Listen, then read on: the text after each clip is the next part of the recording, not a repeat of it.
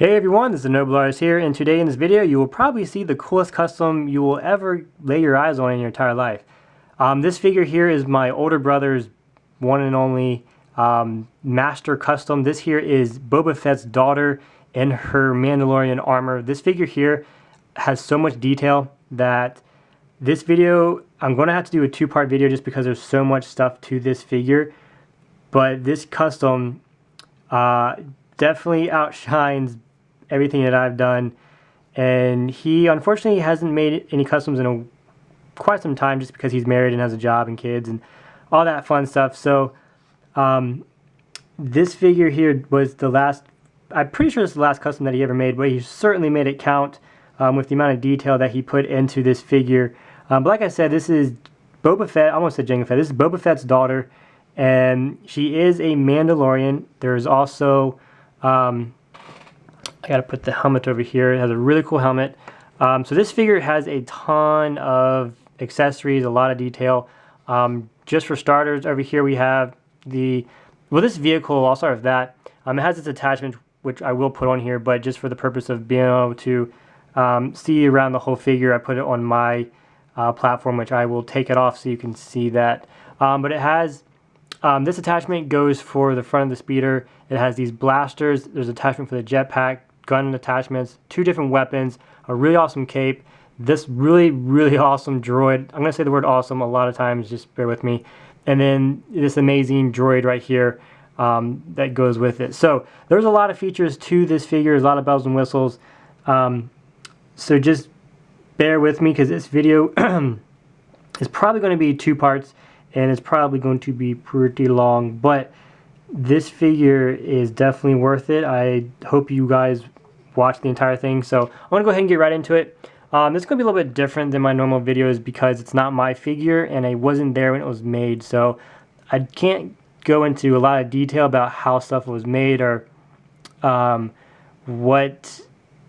I don't really have the story to go with it because I didn't make it, but I can tell you guys, use my best judgment of how it was made and what it is and stuff like that. So it is going to be a little bit different just because it's not my figure, but I hope you still enjoy this this video. So I'm going to go ahead and try to take it off this platform that I put on it so I can show you the speeder in its original state.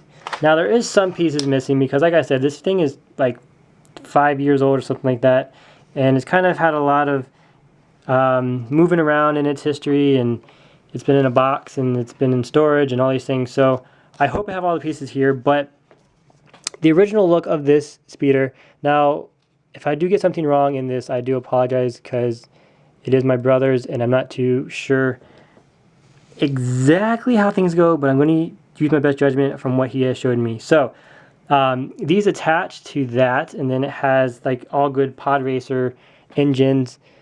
Not necessarily this is a pod racer, but it has the same engine type. This attachment will go in between these two engines. So this here is the engine for the speeder. These are completely made out of metal. I do believe these are made out of watch bands. He is really good at taking apart watches and they have a ton of good pieces, but just look at it. It looks like a rugged, like super awesome Star Wars engine that popped right out of the movies or the books, out of your imagination, whatever you want to use. And then it has this really nice like electric static that goes in between them like they do. And they are attached to either side of the fins with magnets. So this here is a metal chain. As you can see, it can hold the ship. I'm not going to pull it because it's not meant to be pulled. But that is what it's supposed to look like when it is in flight, which is really awesome, a really cool feature.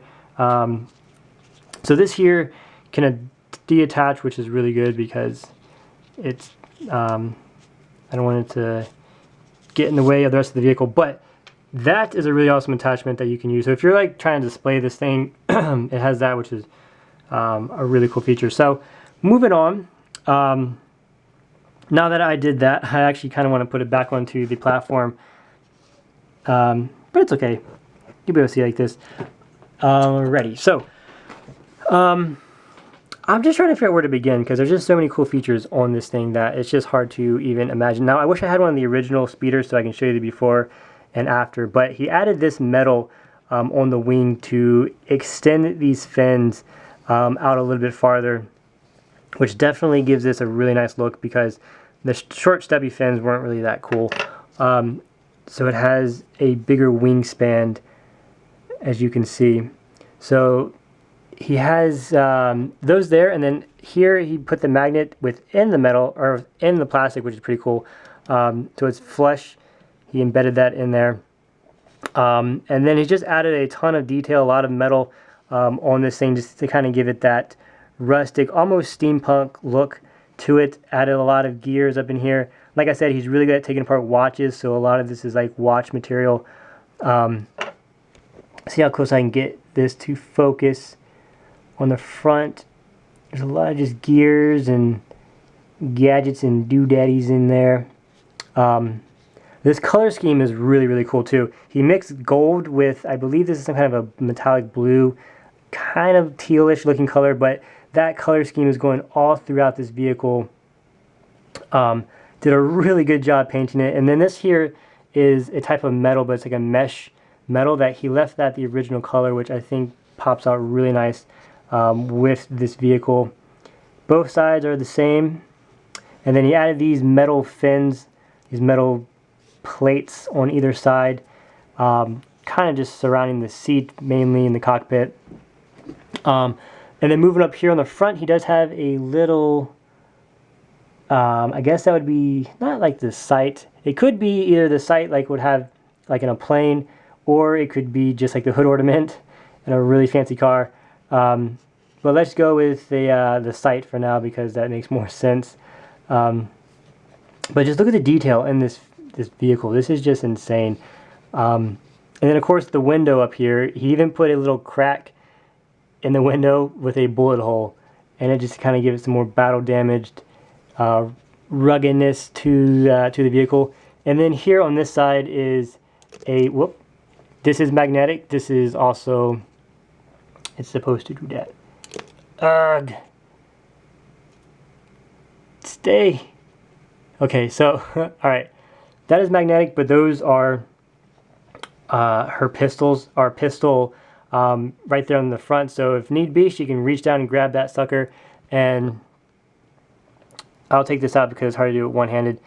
Pull this out, really awesome pistol, double barrel, and this does have an attachment for it to go in there, but I'll get to that when I take the figure off the vehicle. So that's just a really cool feature. It's kind of like having like a sidearm ready to go. Another cool feature with this is the weapons on the front here. It has two blasters that can be attached, which I will demonstrate. I'm going to take this off because I don't want it to keep falling. You've already seen it. So the first one goes in there. The second one goes in there. The cool thing is he made these two different lengths, which I think is a really cool idea. So it has these attachments as if these are the blasts coming out of the guns, which are really cool. I think this is like the same kind of material that I use for my ray shield armor.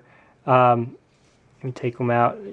You can see it's kind of that see-through kind of color.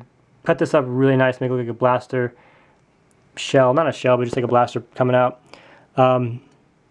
So this is a really cool figure, a really cool feature for, I guess, displaying it and just whatnot, having it on your shelf. Just, he went the extra mile with a lot of the stuff on here. So this is also a really, really cool color, which I think is really nice. I feel like I'm using the same words over and over, but like I said, it's kind of hard to, or it's harder to review something that I didn't make. But anyway, moving on to the vehicle, and then over here on the back he has the jetpack for the figure, because of course it being her being a Mandalorian and Boba Fett's daughter, she's going to have a jetpack, which of course is going to be able to attach to the vehicle because it's awesome like that. And yeah, so I'm going to go ahead and take that off for the time being. Again, all these magnets are embedded into the plastic, so they're flush, and it just makes it look super sleek. Really, really awesome. So yeah, that is that for the vehicle. Now I will go ahead, before I take the figure off, because that's going to be in part 2 of this video, I'm going to go ahead and show you this droid, or there's actually 2 droids that I'm going to show you, but he made this really awesome stand for this one. It has this see-through plate, so you can't really tell it's there, but this droid he made simply just out of metal and this random stuff that he found, but he put this droid together, and it's kind of like that droid you see in the movies that just hover around. And Darth Maul has a couple of these that he sends out to find or just spy on Anakin and them. But this is a really awesome droid made out of metal. It does come off this stand. The stand is just there for display. But this droid is definitely by far the coolest Star Wars droid I've seen replicated. So she comes with that. And then this right here is a really awesome droid. Now this droid is meant to be for the speeder, which I will show you in just a moment. But there's a lot of detail in this thing for as simple as a figure as it is. But I think he used wiring to form the body, almost like a sculptor would have. The underbody would be some kind of wiring. And then he wrapped it with, I think that's electrical tape, but he wrapped it with something. And he's got the 2 feet here. I don't know why I said that with an accent. You got the 2 feet, the knee pads. Now it's stuck, not stuck, but it's in this position for a reason that I'll get to in just a moment. Really awesome sniper rifle. Let's see if I can. His arms do move. I'm trying to move with my pinky. It does move up and down, as you can see. And then the sniper rifle, if it will focus, I'm trying to get this to focus. Really, really awesome sniper rifle. Focus. Okay, let's put it down. Alrighty.